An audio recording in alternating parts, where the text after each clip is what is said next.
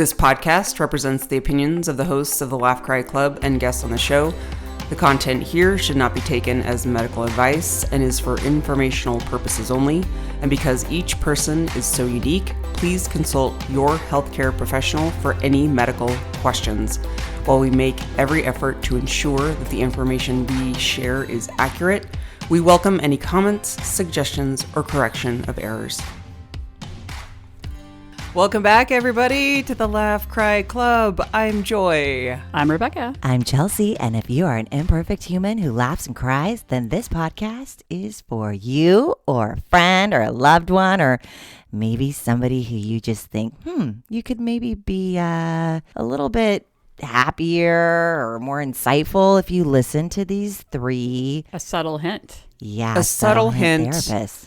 We've got professionals in your ears. We are 3 licensed therapists with over 20 years experience apiece. We consider ourselves experts in this field, but also just learning every day as a human. We share the human experience and we want to make everyone feel less alone.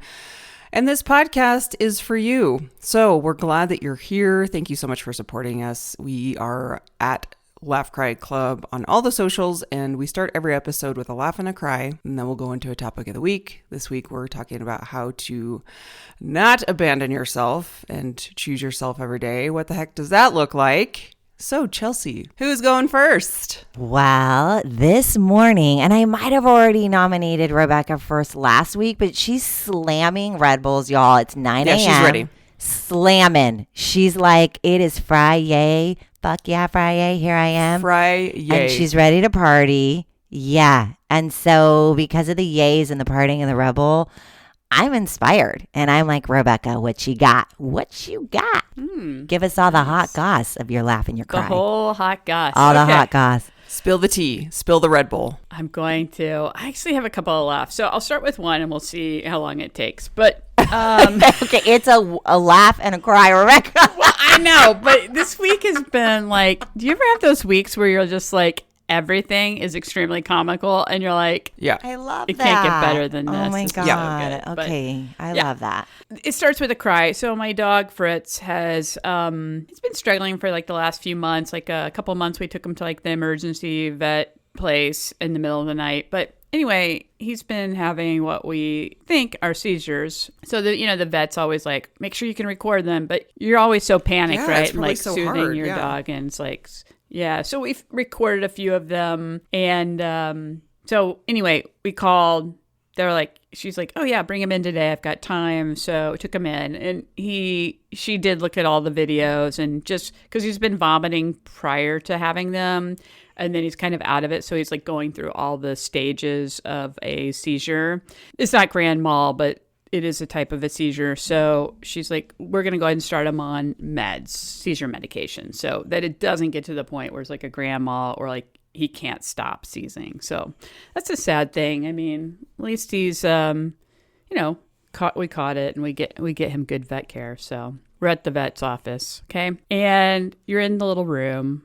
We like to have conversations with each other while we're in there. I'm making some probably inappropriate joke. Robin's like, Rebecca, remember they record in the in the office, the little cubby hole you're in. And I'm like, oh, that's right. There's a thing. It's like this room is being recorded because I think that's how they probably do their notes when the vet comes. And then I'm like, oh, so do they like listen to all these pre-conversations when the vet comes, or just does it record when the vet comes in? Like, so I'm like, I really hope that they're hearing my whole conversation. So then I'm like, oh, Wait, mic. I need to clarify. Is the conversation with the dog or with who's the conversation with? Oh, Robin was in there. So we'd gone together. Okay. Because I talk to my animals like I'm having a conversation, which could look like a schizophrenic if you were just like recording. Talking to myself. Yeah. Okay. I just needed to clarify. Fritz is like, remember, this is being recorded. That's right. Well, no, I know Robin said that, but I'm like, who was the conversation? Like, Yeah, were you gotcha. like, oh, Fritzy? Okay. All right. yeah, All right. Yeah. So if anybody knows me, it's like, oh, this is being recorded. It's showtime, right? It's showtime, like Beetlejuice. And so I'm just like, then I start pretending I'm a radio, and I'm like, oh, what are some dog songs? And I'm like, how much is that doggy in the window? Arf, arf. And I just like continue. And then I'm like, oh, this next song is going out. It's to the best vet that we know, Dr. Petratus, the best vet here in Texas. This one's for you, Dr. Petratus. And then I'm like, ain't nothing but a hound dog crying all the time. So then I'm like, what are some other dog signs? So then I just start making up like songs, and it was hilarious. It was much funnier being there.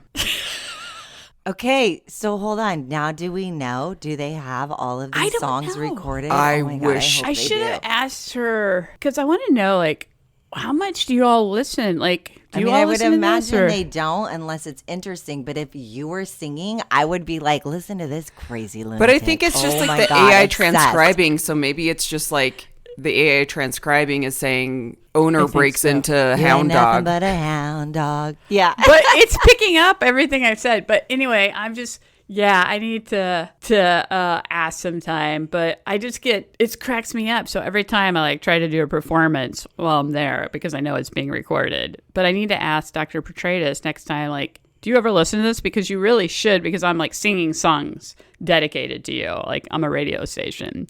But, she comes in and I start cracking jokes immediately. She's like, yeah, I hear you have videos. And she's like getting down to start looking at Fritz. And I'm like, yeah, they are like super high quality. You're going to be super impressed by these videos. They are fantastic. Best videos you've ever seen. She's like, oh, really? And I'm like, no, they're really terrible. Just like messing with the vet, and she starts laughing. It's like I can't stop myself sometimes. But It's like where you can't help yourself. And then you get on a roll and keep going. Like, video after video of Fritz, sad video after sad. I know. Sad, It's like right? he's having a seizure. Yeah. Oh my God, it's actually And terrible. I'm like trying to comfort him. I'm like trying to record him. And I'm like, it's okay, Fritzy. It's okay, Fritzy. It's like, yeah. Because But- the point, right? If you weren't laughing, you would be crying. Like that Yeah. is the Laugh Cry Club. If you weren't Yeah. laughing about the horrible that you would be like, it's so scary. That is Yeah. so scary. Yeah. Oh. I'll tell you this real quick one though, because it has to do with dogs too. We were going to the pool place. We were going to have our pool redone and needed to select tile and the plaster for it. We're there. We get met by this 1-year-old. What are those dogs that the Queen has? Corgis? Corgis. Corgis Okay. are so cute. They're The so A little little legs. 1-year-old corgi. It looks miniature, almost like a puppy. It's a black one. I mean, they're already And cute. To see a tiny Comes corgi in would hot, kill me. barking like, comes in hot, barking at us like it's going to tear us up. And the woman's like, oh, I'm so sorry. And I'm like, oh, this is the best thing happening to me all day. And I'm like talking to the dog, and the dog's name's Marshmallow, by the way. Super cute. So we're meeting with this guy. Marshmallow keeps coming in and out, and totally distracting to me because I love dogs. Hold I on, like, you said Marshmallow. The dog's black, right? yeah, Like he's the like color black and brown and white. Yeah. Oh His name- my God, which is even funny that his name is Marshmallow. Yeah. I know. Because a lot of corgis can be like that white and tan color, but this is like a Yeah, but black this one color. has some other stuff going on. Yeah. It's like my friend who had a cat named Turkey. So Marshmallow keeps coming distracting me. I'm sure my guy is like, Jesus Christ, this dog steals the show all the time, right? I mean, he's a very handsome man. Smells really great too, by the way. Wow. Sounds And like I'm my thinking type. Chelsea. I don't know. No. Anyway, anyway, we're distracted. We were leaving. I'm like, oh, thank you. Marshmallow's coming to say goodbye to me again. I'm on the floor with Marshmallow, like, I love you, blah, blah, blah. Then we're leaving, and he's standing by the door, and he looks dejected, like sad. And I'm like, because I was like, Marshmallow, you're so cute. And he looks so sad, and I look at him. I'm like, you're pretty cute, too. He starts laughing because I was like, I don't want to make you feel bad that this dog's getting all the attention, but you're really cute, too. Oh, that's so funny. And then I stopped myself because my next thought was like, do you want a belly rub? And I had to stop myself. with that one. You're like, keep that as an inside voice. That's hilarious. Yeah, it was hilarious. But he looks so dejected. Like, I think this happens a lot. The dog gets a lot of attention. Well, that, of course. Dogs are always, I remember dog name versus people names all the time. Me too. Well, I've always said I want to be a doggy therapist. Yeah. Like when I was working with JT in the facility, in like the medical facility, people would always greet JT first and then be like, oh, hi, Joy. Or whenever I'm like with training a puppy, they're like, oh my gosh. And who are you? And I'm so used to it. When the kids were little, I remember one time this mom came up to me to Charlie and was like, hey, Charlie. And I was like so taken aback, like, ew, don't talk to my kid and not talk to the mother first. But with the dogs, when I walk in, well, the dog, now single, when I walk in and everybody likes Kipsy, I'm okay with that. But with my kids, I was like, I'm the mother. Why are you talking to my kid without knowing who I am? Like, I don't know. What does that mean? Therapist, something. I think that means that you're protective and they should be addressing you. Like you're the wall to your kids. Like they should address you. You have to go through me to get to this kid. Like you're the bouncer. Yeah, this is stream of consciousness. This is not the same. This is not the same at all. I'm clearly not protective over my dog. Anybody can touch my dog. They can pet my dog. They can give my dog a belly rub. A belly rub. Totally. Yeah, they can pick him up. They could take him for a little ride. I'd be okay with it. A stranger. Really? No. Okay. Wow. I'm going to pass this over to Joy because she has the joy feeling down in her heart on this Friday. I sure do. I'm feeling fun today. So I have some cute little laughs and cries. I already spoiled it for the both of you because I could not take my laugh. I was like, I have to share this. I was laughing so hard. So my cute parents that live in this tiny town, there's always like something rando happening that's like only a small town vibe. So listeners, if you live in a small town, you'll probably understand this way more than someone who's like in a big city, metropolis, whatever. So my parents, they have like neighbors that are like one guy, they call him the sheriff, I think. I don't know. He's not in law enforcement, but he works like a ranger. He's just the sheriff. But we call him the sheriff because he like knows everything about everything, like he knows everything that's going on in the neighborhood, right? Yeah. And I laugh one day because when I was living there last year, I was walking up the hill, like I was doing a walk every day, and he passed by in this like official looking truck and he had like this ranger gear on. And I thought he was like law enforcement. So I went to my parents. I was like, oh yeah, I saw the police officer. And they're like, oh, that's Butch or whatever. Like his name's Butch, or they call him Butch or something. And they're like, he's not a sheriff. He's just like volunteer ranger. And I'm like, oh, he wasn't even law enforcement. He just looks very official. Anyway, so he knows everything about everything. This like one of those small town vibes where like people know the business of what's going on in town. So I get this text from my mom yesterday and I was like, oh my God, I was laughing so hard. All it said was going to the fire station, rollover truck, free corn. It's like my most favorite text I ever heard. Free corn. And then she does a corn emoji and a laughing face emoji. And I was dying laughing. I was laughing so hard. Tears were flying out of my face. Because, like, again, this is small town living. The fact that my sweet mother just thought it would be news to text me. And I was like, how did you find out about the corn? And she's like, oh, Butch, he volunteers for all this stuff. So he texted us. I'm like, of course, Butch like knows everything. So then she texts me this photo. I'll have to post this on our like Instagram because it's even funnier. So this photo is just this like pile of corn in the field with people just surrounding it, picking up corn and putting it in bags. And there's this one lady, like, bless her heart, who has knee pads on and a back brace on. I saw that. And I was like, she has been waiting her whole life, training for this moment of like bending over to pick up. It was just so comical. And this like true instance of like, this is like the meaning of life. Right here, of just my mom thinking to text me, hey, there's a rollover truck. Not like hey, I hope the driver's okay, but like free corn. So that was my laugh because I was just like, corn. oh, and then I was like going off to like the scenario of what it actually looked like when she got the phone call from Butch. It's like, there's a rollover truck, there's free corn. And she was like, okay, I'll get my purse. And then, calling my dad, hey, Ron, there's free corn downtown. And my dad being like, okay. And like firing up the truck to like drive. It like warmed my heart in like one of those pure innocent moments where you're like, that is just so freaking cute. So that was my laugh. My cry was... The picture was amazing, by the way. Thank you. It was. And I'm like, who took photo, this photo? It was almost like disaster scene, like we're going through the corn. And I'm like looking at everybody. It looks like a bunch of old timers like going through the corn. And then there's this one woman. She's like in the background. I think she's kind of like a blonde. And she looks like she's like in action. Like she's like so in it, like gonna start distributing this corn to somebody. Focusing on let me get some free corn. The only thing that could have made it better would be if Joy's dad's car, the one she talked about, the VW Bug with the fake license plate so he could drive to prison.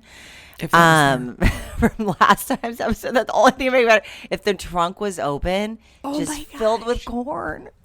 That would have been this photo. That would have been so good. So good. Corn collecting, Joy. Isn't that great? It's the best. Yes, I was just laughing so hard at that. So yeah, so that was my laugh. I was like, these sweet, sweet parents like that. My parents will joke on occasion. They'll be like, we live such boring lives up here. They're like, or my mom was always like, we have no life, because they'll text us a picture of like a squirrel, just such pure innocent simplicity, like the simplicity of life. I think that's what makes me laugh is like, oh, it's just like the simplicity of life. And I love it so much. So yeah, I'll have to post the photo. And there's like, it does look like this just like dump truck did fall over and like all the containers, like whatever brand it was, is like strewn everywhere. Okay. So my cry is just real simple, but I'm puppy raising right now, and it always surprises and delights me and makes me cry when someone, like a stranger in public, thanks me for puppy raising. And it happened twice over the past couple weeks. And every time it happens, it kind of shocks me because we're so, like, whenever we're going somewhere on like an outing with the puppy when we're training, I'm so focused on training them that it's not people, I don't know, like people who aren't in the world sometimes assume, rightly so, I think I would too, that like, oh, you just get to take this dog everywhere with you. And it's like, no, it's a lot of work. Like, it's not just like taking your dog with you. It's constantly evaluating their safety. It's training them. It's making sure they're behaving correctly. It's making sure you're picking up on cues to reward them for correct behavior, so like, it's not just this like leisurely fun. I mean, granted, I love it, but it's not what people think as far as like, oh, it's just this easy thing where you get to take the dog everywhere. Right. So I'm always kind of like in a zone when I'm doing a training, like outing where I'm taking them to the store with me or going shopping or whatever. We have to do that to expose them to the public, but it's always like my brain is on, right? So the past couple times when we've been doing trainings, like once I was at the mall and I was doing a training with her, we were like actually in a class, we were with like other puppy raisers, and this woman was walking, just like coming towards me, walking past me, and she just put her hand on her heart and she said, bless you, like in a like, oh, bless you for like doing this. And that just like shocked me. And it was like so sweet. And I said, thank you. And like, cause you're not expecting people to thank you, the puppy raiser. I don't, of course, like we don't do it for thanks. We do it because we love it. But it's like when people see you, it really, really makes me cry. Like I got really teary. And then the other day I was at Sam's Club and this lady, the same thing. She passed by with her cart and she was like, thank you for doing this. They made a comment about Leela, like what a cute dog she was. And then she's like, and thank you. You don't get like thanks enough or something like that. And I was like, oh, thank you so much. So that was my cry because it warms your heart, not specifically to that act of puppy raising, but it warms my heart when people like see you and just take the time to say thank you or take the time to recognize, like, I think of like a mother who's trying to manage a baby on a flight or, where it's like, just see them instead of being like, I don't know. So it was just, It was really sweet. So that was my cry. Joy, I love that. And I love something that I try to encourage people to do is when you see it and you think it, just say it. If it's kind. If it's not kind, then you just, keep that in your head. That's fine. But you never know that impact because, Joy, to your point, everybody wants to be seen. And not because it's like, oh, I need the accolades or I need to be famous or I need this or I need that, but like just seen as another human to human and the impact of what you do. I mean, it is actually completely life-changing. It is a life-changing gift and your heart is that of gold because to raise a puppy, and I'm more of a cat person, but I've got a dog.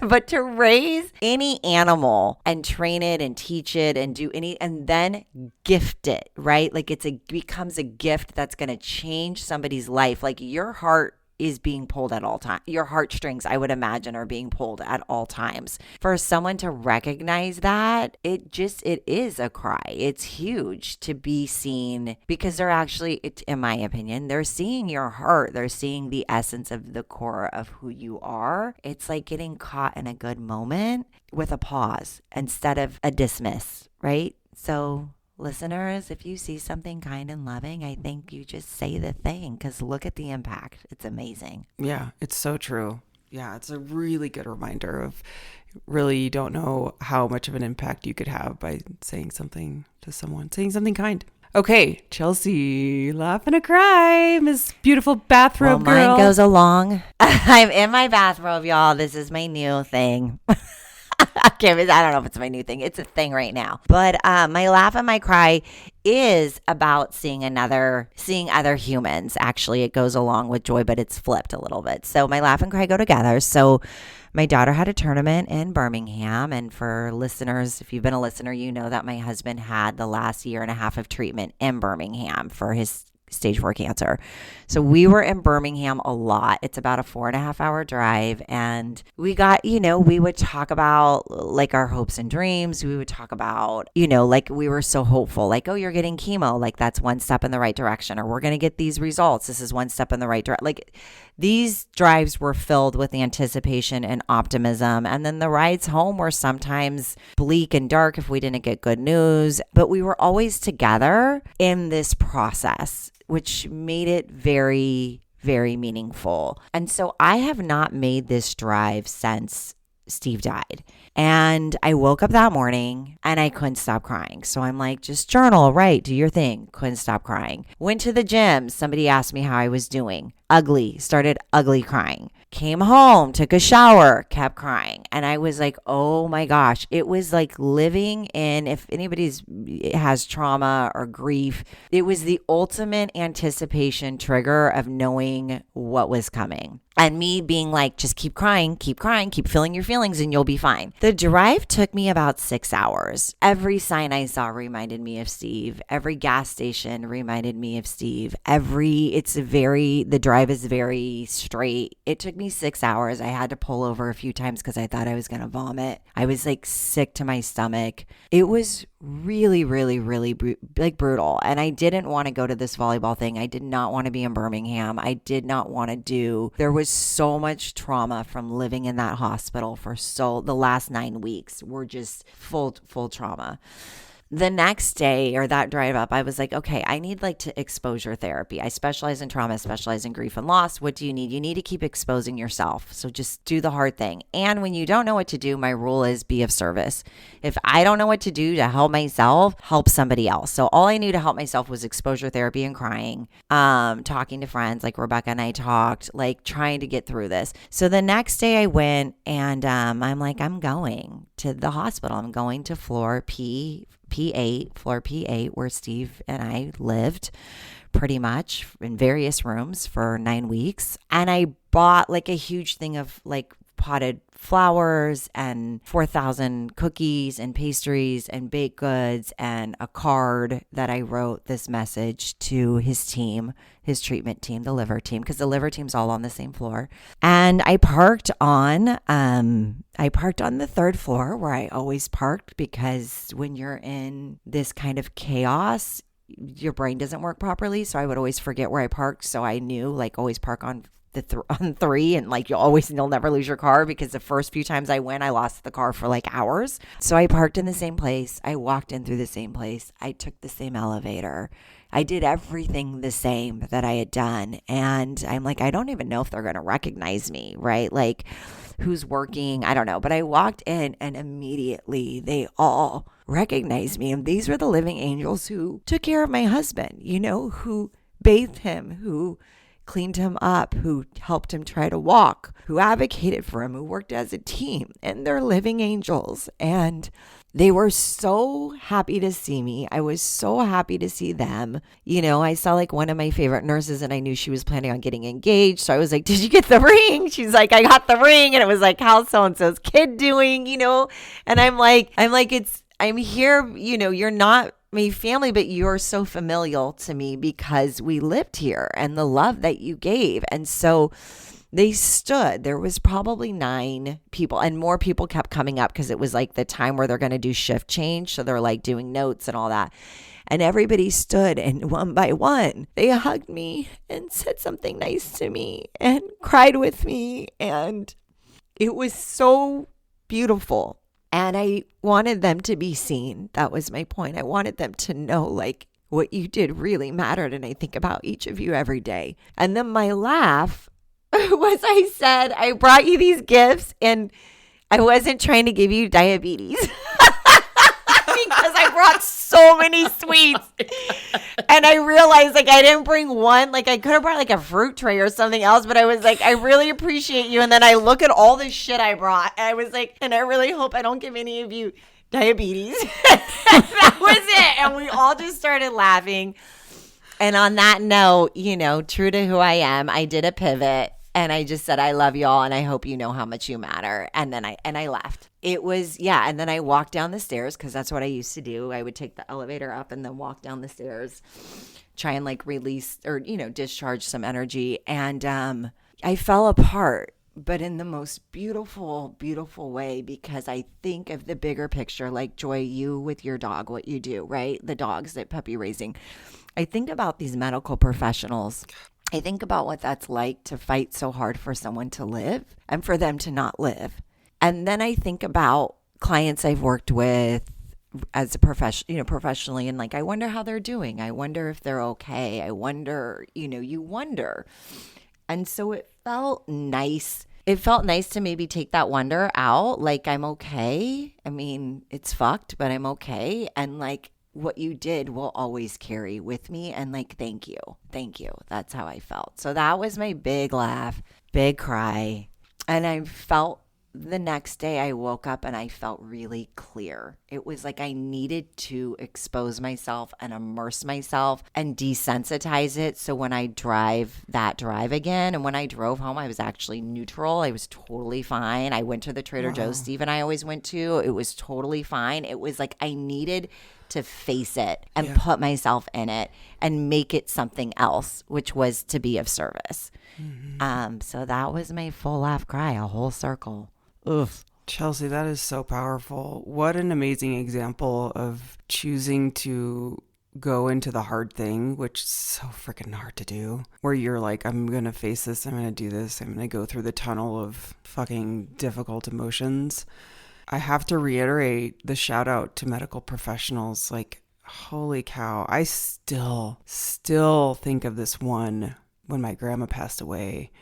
And unfortunately, I wasn't there when she actually passed, but it was so important for all of our family to go to the hospital and see the medical professionals that cared for her. And even though I wasn't there when she passed, I felt so close to her because these professionals were close to her, and they cared for her so deeply.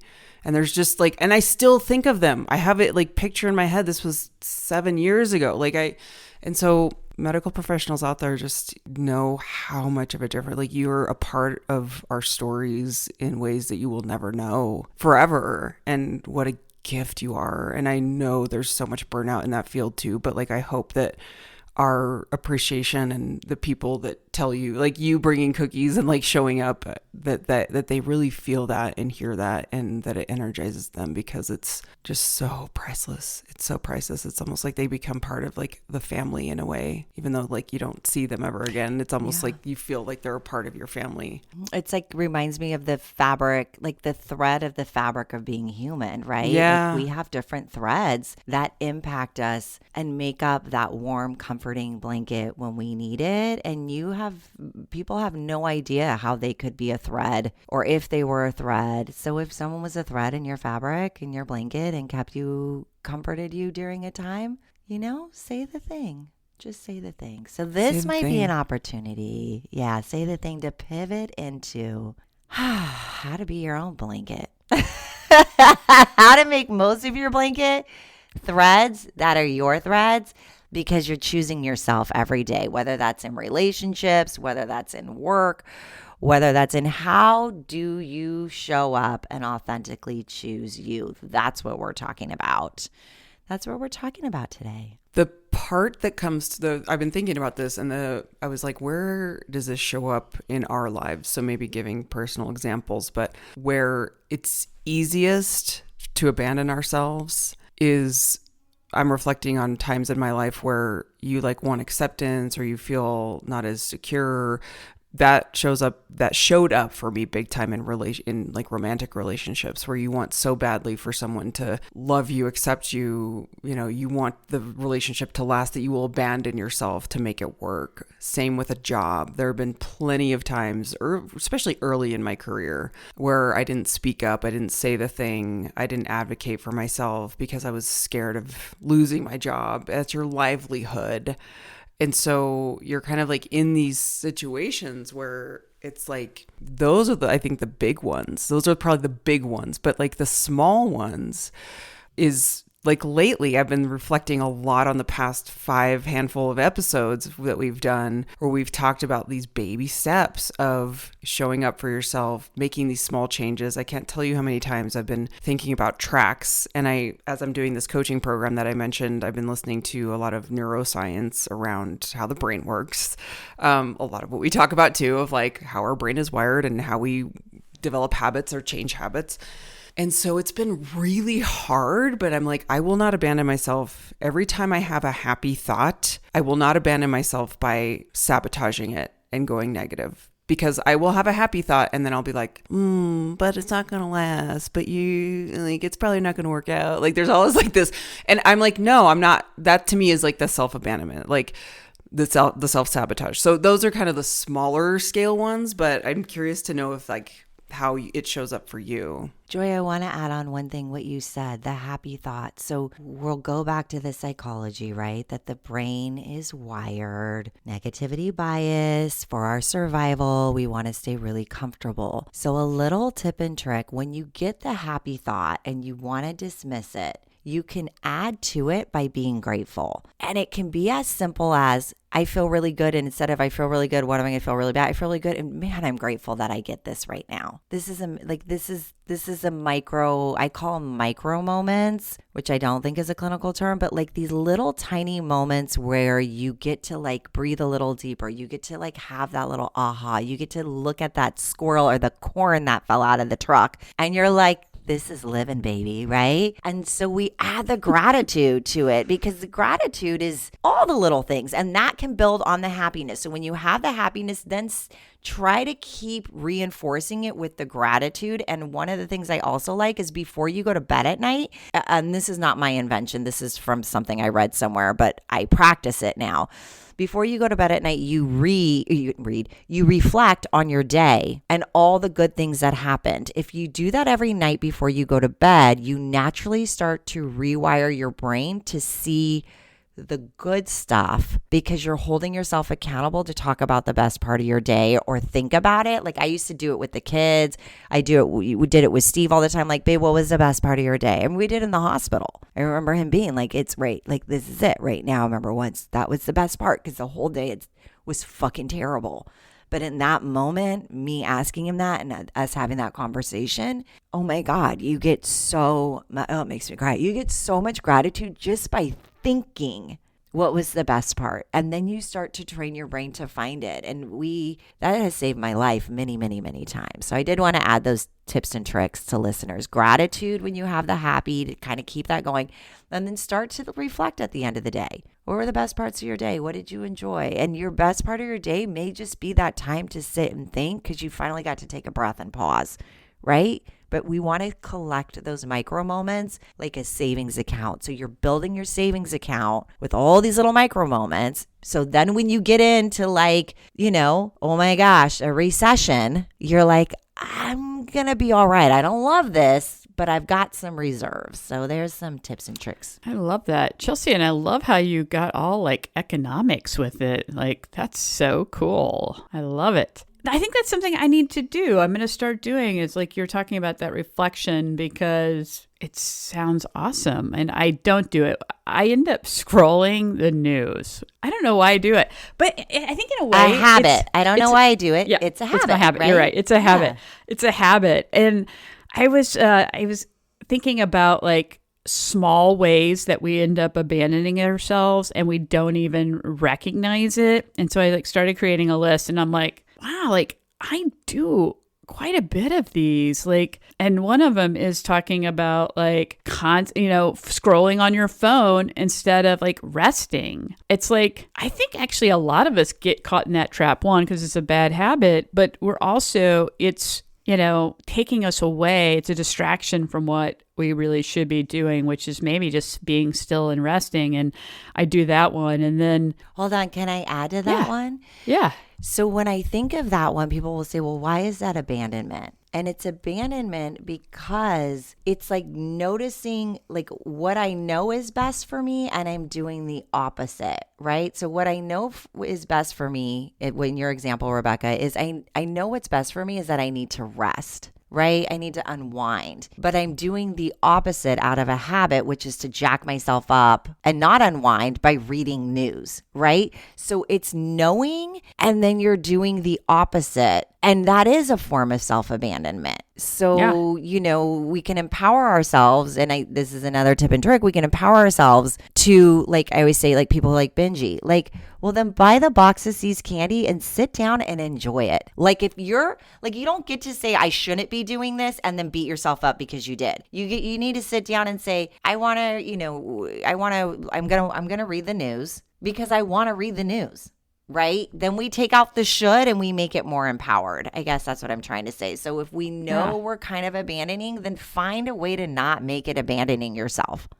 Like find some joy in it. I'm glad that you talked about like the eating part too, because one of them is not eating when you're hungry or missing your hunger cues. It's like, so I'll go through the day working and it's like, oh, then I'm like, I totally forgot to eat lunch. Like, and then it's like, I've actually almost trained my body that my hunger cues get delayed then until like later on in the afternoon. And that's abandoning yourself too. Like, like moms waiting. I say moms because moms predominantly are feeding their families, right? Like waiting to make sure everybody else is fed before you eat. Not okay. That's abandoning yourself. Me, like mindless, I'm working and not paying attention to my hunger cues is abandoning myself. But also like me, like overriding intuition. Who doesn't doubt their, I think we all do that, right? Like I do that and I'm like, is that real? No, that can't be right. Right. But that's an abandonment too.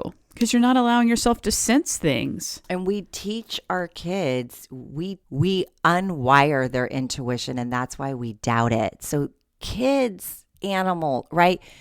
You're born with this gift of intuition, but then we teach people how to abandon themselves. Don't cry when you're sad, right? I'm crying. No, kid, stop crying, right? Or go sit with this aunt. And the kid's like, I don't want to sit on my aunt's lap. I'm not comfortable. But then the parent pushes them to be polite, to be nice. So these seem like small things, but there's a lot of bigger environmental and societal context, background, experiences that happen that lead to those abandonments. And those small abandonments end up being big abandonments. So intuition, we've learned to not be safe in our bodies, right? We've learned to ignore. If you're ignoring that you have to pee and go to the bathroom, that's like not okay.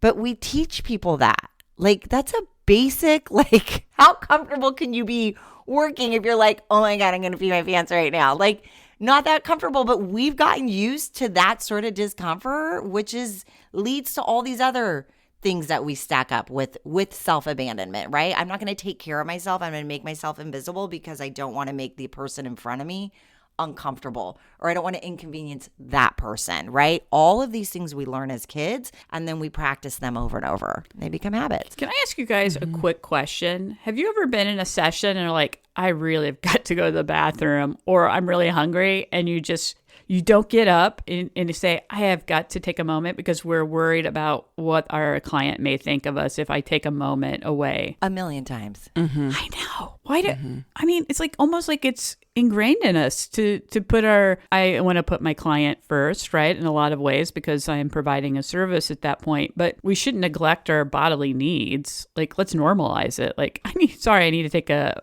break here. I did stop doing that though. So I did it early in my career. And again, I mean, I burnt out in this field, like big time. And so I've done, let's see, I've had to practice several times. So then I started switching that. That's like when I had my bigger office, I always had food. I always had snacks so I could make sure I ate. I had a bathroom, 2 bathrooms. One was actually in where the client was in the room. So like if someone had to be like, it became much more organic. And in my opinion, I thought it was much more humanistic to just model, I'm hungry, so I'm eating. I mean, of course you ask the client, right? Are you okay? Like, does chewing bother you? Like, am I too distracted? But it became a form of, not that I try and do that all the time, but I learned how to undo that. And that was really uncomfortable, Rebecca. To your point, it felt really like, is this professional? Is this not okay? I remember somebody was like, you eat, I drink soup out of a cup, so it looks like coffee. And I'm like, no, I put a cookie in my mouth and I chew it, like, and eat it. But it's uncomfortable. Why? Early, formative, abandon, make everybody else feel comfortable at the expense. Well, I was just going to say, it's like yourself. people Joy. pleasing. It's just so much people pleasing that's going on that we are abandoning ourselves. And Rebecca, I love the examples that you gave where it's like these small things that we just don't think about. And I can't help but go back to this neuroscientist I was listening to this past week that was like, you don't notice it because it's a habit, because it's just second nature. But like, if this will be a good example, and I feel like we have to have the neuroscientist on our podcast at some point, because it was like, I mean, I'm sure you guys like heard him talk, maybe you didn't, but anyway, I just remember him saying like, everything is so habitual, it's second nature. Like, that is the habit that we do. And it's like a road that is well paved. If you think of a highway, that it's well kept, that's just people flying through the highway. And then if you think of a dirt road that's grown over with trees, it's like people haven't really driven on that road, kind of your thing, Rebecca, talking about new pathways. That road is like grown over, harder to get through, harder to navigate. So we're literally creating new neural pathways. Like, that is actually a thing that can happen with the brain. And so when you were talking about these things of like recognizing it, think about it this way, listeners. You don't notice your temperature is off until it's either too hot or too cold. If everything is kind of normal, like right now I feel pleasant, but if it's too cold, your body's like, oh, something's off. Like, I have to go and do something now. Like, so I think that is another piece of like, we have to be attuned, like more attuned to our thoughts of like when we need to adjust, instead of just going to the easy path where it's like, I'm just comfortable. I'm comfortable right here. But when you were kind of talking about those signals like that you're picking up on, Rebecca, like with the ways that you're like, I'm abandoning myself. The thing that I have a harder time, and I'd love to hear like how you work through this, or maybe it's just that we say it out loud, is the harder time that I have with it is trusting that the neural pathway is being created. Like, because the habit, like, look, I've done my way of being for 47, almost 48 years. That pathway, those pathways are real clear. Like, they are just flying through a superhighway. But I have a harder time accepting and at least like working and trusting that the new pathways, such as the example of me saying like, don't sabotage, don't self-sabotage. If you have a positive thought, like, let that just be what it is instead of going negative, instead of like counteracting. You know what I mean? Like, I have a harder time trusting that that's going to quote unquote work, if that makes sense. I'm still going to do it, but I get like skeptical. So yeah, so that's where I always say with clients. Case in point, I guess. Wait, what? What? No, I just said like Case case in point, in because I said point. clients? No, case in point, like case in point, I just did it. I just literally did it. I just was like, I'm skeptical. Like, I just literally did what I was saying I was afraid of. Anyway, I thought it was funny. Joy, are you saying like the skeptical part comes into a behavior of sabotage, like self-sabotage? Yes. Okay. Actually, I think a lot of people do this and we don't even think of it as self-sabotage. Like if I continue to not eat when I'm hungry, that's self-sabotage, right? Or And you know that when you blow up. yeah.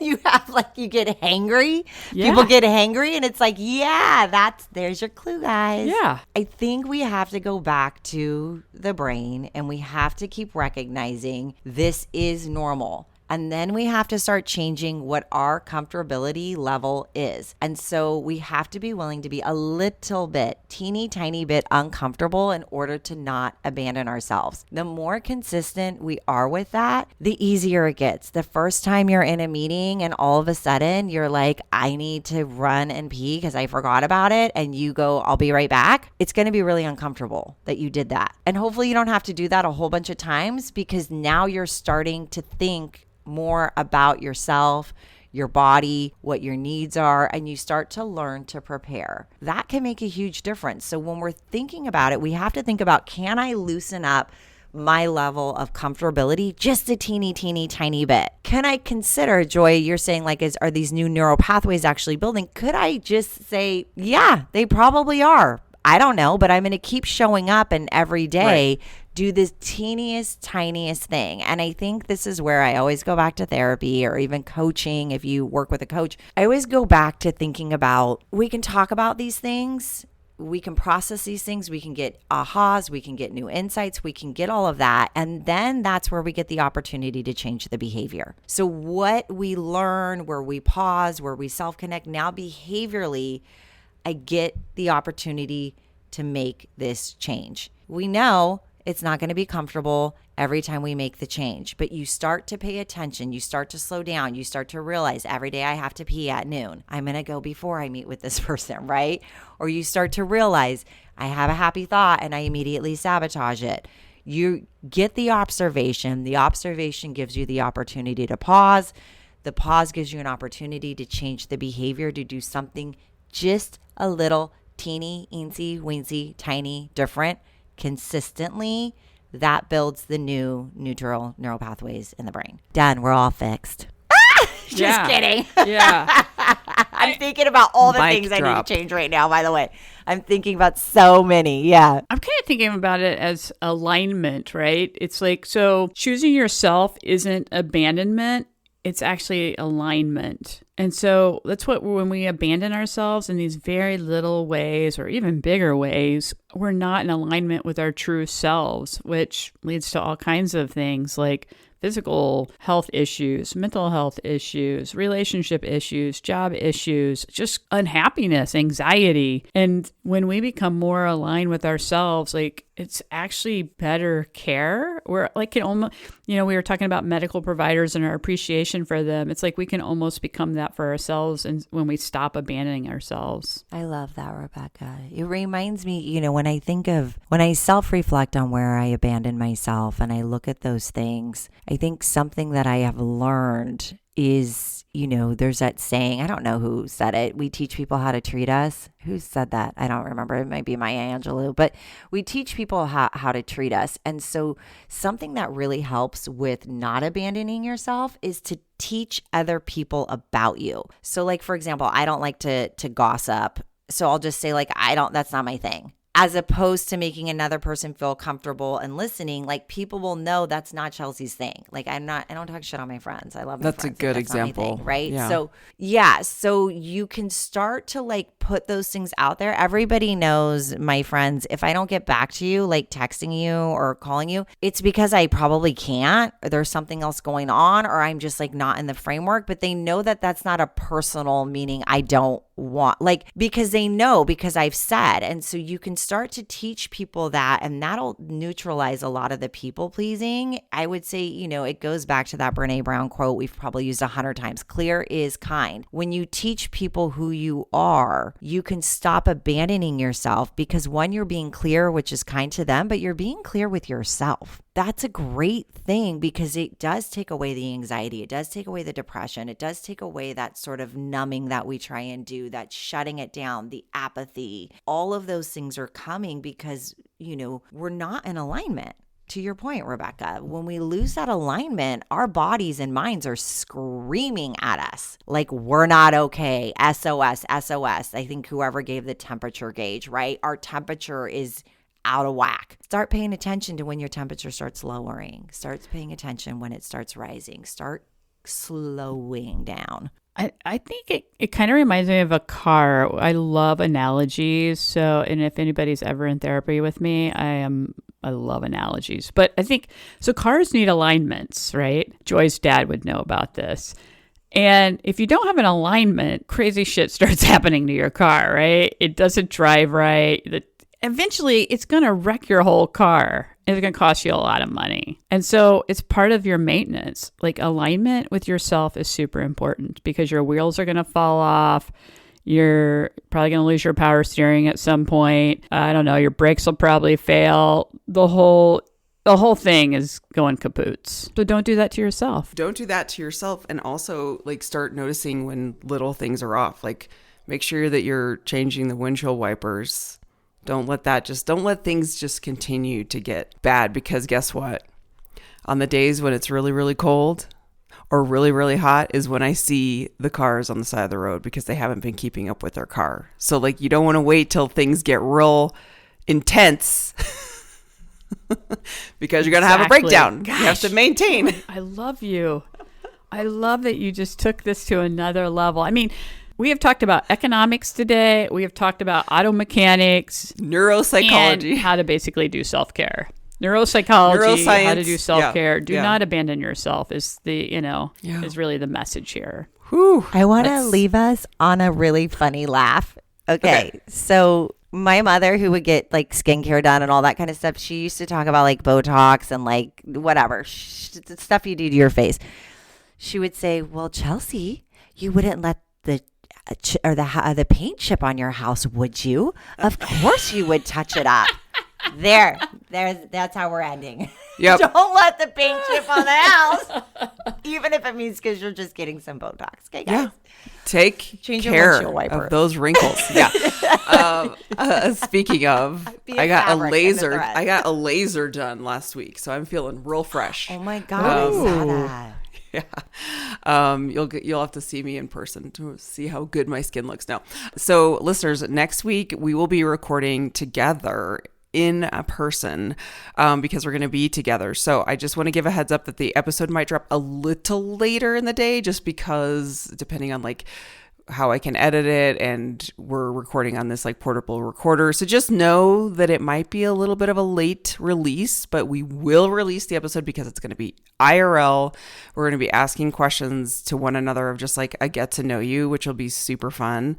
So we can't wait for that. Because we don't know each other at all. Yeah, we don't know each other at all. But it'll be so great because it's recording in person is such a cool vibe. So can't wait for that. Look forward to that. And as always, you can reach us at Laugh Cry Club on all the socials, laughcryclub@gmail.com. If you have not yet given us a rating and review, we would so appreciate taking 2 seconds to rate us on any podcast app that you're listening and share it with a friend because that is the best way to support us. So thank you so much.